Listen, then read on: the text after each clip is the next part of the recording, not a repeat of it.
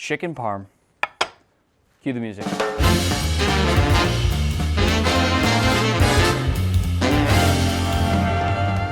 First up, tomato sauce. I'll start by chopping up 1 yellow onion. Obviously you can be lazy if you want and use jarred sauce, but if I'm gonna make chicken parm, I'm gonna do it right. Dice it all up with whatever method you prefer until it looks something like this, then move it off to the side, and we'll move on to our garlic. This you'll want finely minced. I know, your fingers are gonna smell bad, but it's gonna taste so much better than using pre-minced garlic. You'll have to trust me on this one, just thank me later. I also like to chop up my fennel seeds. These give that incredible anise licorice flavor, but if you don't chop them up, they can be a little bit too big and crunchy.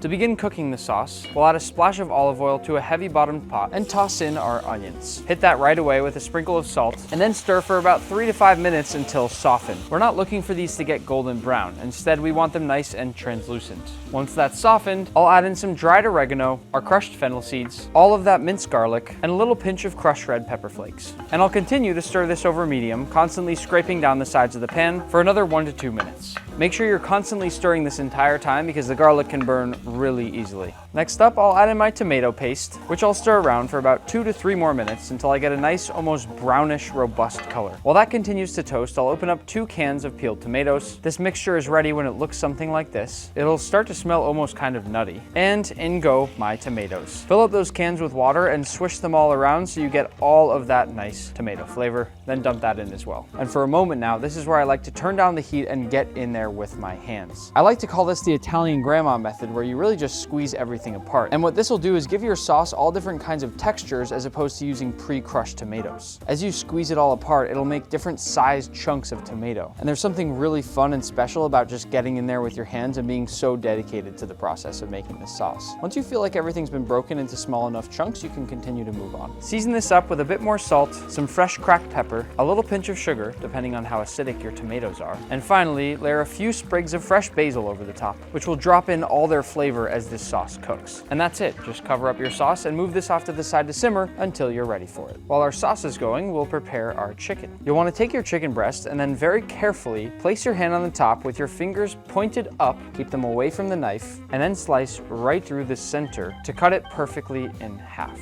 I find it's best and easiest if you use the thinnest knife that you have. That way it just seems to slide through the chicken much easier. But as long as you're careful and confident with it, that's what matters. If you slice properly, all your chicken should end up looking like this. Next, open up a Ziploc bag or spread out some plastic wrap and fill it with your chicken. Depending on the size of the bag, you should be able to fit about 2 of these chicken breasts. Now grab really anything in your kitchen with a heavy bottom like this and give your chicken a couple nice whacks. Reminds me of when I was spanked as a kid.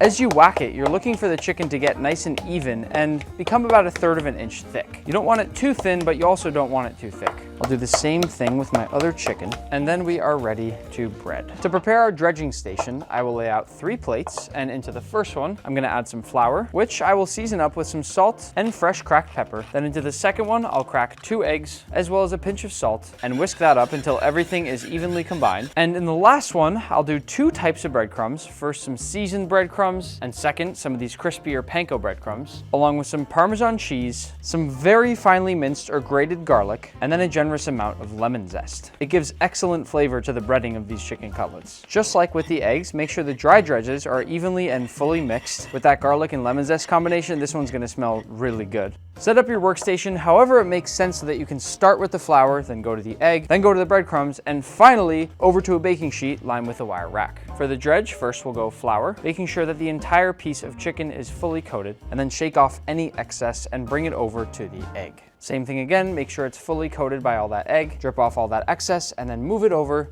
to the breadcrumbs. Here, I like to sort of pull the breadcrumbs from the outside and fill it over the top of the chicken before then grabbing it and flipping it once over. And then sort of press the breadcrumbs into it. This really helps to make sure that everything sticks and that you get an ultra crispy and craggly chicken. And finally, I'll lay it out on my baking sheet. Repeat this process with the rest of your chicken, going first into the flour, pressing to get it fully coated, then into the egg. You should only need 1 flip in the egg. It'll coat itself very quickly. And finally, into the breadcrumbs. With these, it's extra important that you press down just a bit to really get that chicken nice and fully coated. Once again, onto the baking sheet.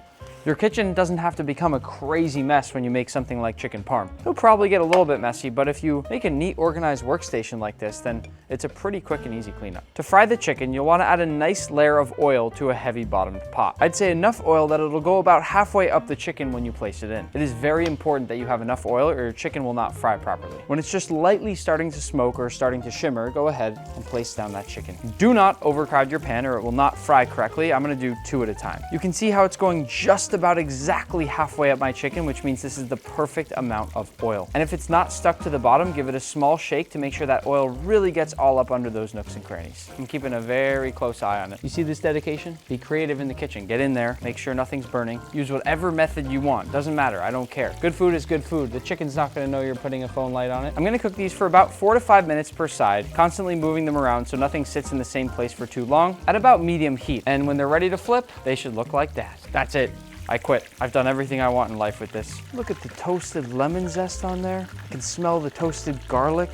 Once they're beautiful and crispy and golden brown like this, take them off the heat and let them rest while you cook the rest of your chicken. Once all your chicken is done, add them to your tray to rest. To cook our spaghetti, I'll add lots of salt to my pasta water. And once it's boiling, in goes our pasta. Give it a quick mix to make sure everything is separated and fully submerged, and then we can come back to our chicken to prep it for broiling. All that's left to do for our chicken is take some low moisture mozzarella, and then you have a choice. You can either grate it or slice it, and I prefer to slice it into nice thin strips like this. I think it gives the chicken parm a better look and texture, but ultimately it doesn't really matter what you do as long as you don't use pre-shredded mozzarella cheese, which is not gonna melt the right way. Now that I've sliced my cheese, to build my chicken parm, I'm gonna set this tray off to the side, then bring in my tomato sauce, as well as one of these oven-safe metal sizzle platters. You can also just use a baking sheet. Now, down goes one of my pieces of chicken. Then I'll layer on some of that tomato sauce, making sure not to put too much. I don't really want too much of this falling over the sides. And last but not least, I'll layer down some of the cheese. This is where you can really put as much or as little cheese as you want. And don't forget a nice shaving of Parmesan cheese all across the top. I like to especially add some on the edges where you're gonna get those really toasty and crispy salty bits. By now, our pasta should be done, so I'll go ahead and strain this. And it's important for me to note that I like to do this before I put the chicken parm in the oven, because the second that comes out from the broiler, you should already be eating it. Chicken parm is not a dish that you wanna let sit. Toss that pasta into a bowl, along with a light drizzle of olive oil, as well as a tiny dusting of Parmesan cheese just for the flavor. And once you give that a quick mix, it's time to cook your chicken one last time. This now will go into the oven at a high broil until it looks golden brown and bubbly.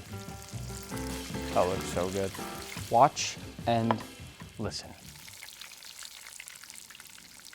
To finish this off, I'll take my plate, add on a bunch of my fresh pasta, because I really just feel like you shouldn't be serving chicken parm without pasta. And then on goes a little layer of Parmesan cheese, one last drizzle of olive oil, a light layer of that tomato sauce, just enough to coat the top of the pasta and the bottom of the chicken parm. And last but not least, I'll add on my chicken parm with a bit of fresh basil, because why not? Chicken parm. This kitchen smells amazing.